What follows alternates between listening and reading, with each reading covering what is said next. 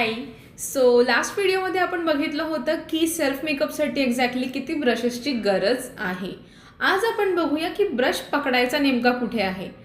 तर जर आपण कोणाचा दुसऱ्यांचा मेकअप करून देत असेल तर हे जे डिफरन्स दिसतोय याच्यानंतर म्हणजे तुम्हाला या पोर्शनमध्ये पकडायचं आहे.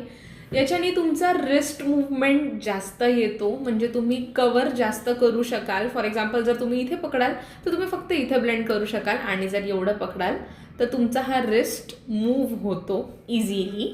सो जर दुसऱ्यांचा मेकअप करत असेल तर आपल्याला एवढ्या पोर्शनमध्ये पकडायचं आहे, आणि जर आपण सेल्फ मेकअप करत असेल तर आपल्याला इथे पकडायचं आहे, ज्याने आपल्याला इझी होतं अप्लाय करायला.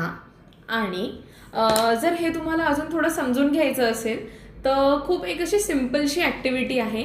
तुम्ही साधा एक पेन घ्या आणि तुमची डायरी, प्लेन पेपर कुठला पण यूज करू शकता.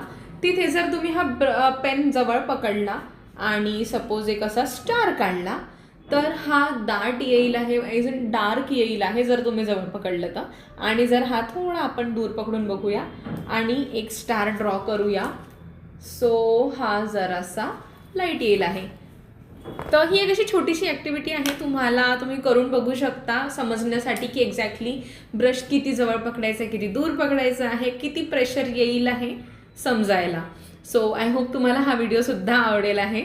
आणि पुढे तुम्हाला कुठल्या टॉपिकवर व्हिडिओ पाहिजे आहे, काय अजून शिकायची इच्छा आहे, हे तुम्ही मला कमेंटमध्ये सांगू शकता. आणि लवकरच भेटूया पुढल्या व्हिडिओमध्ये. बाय.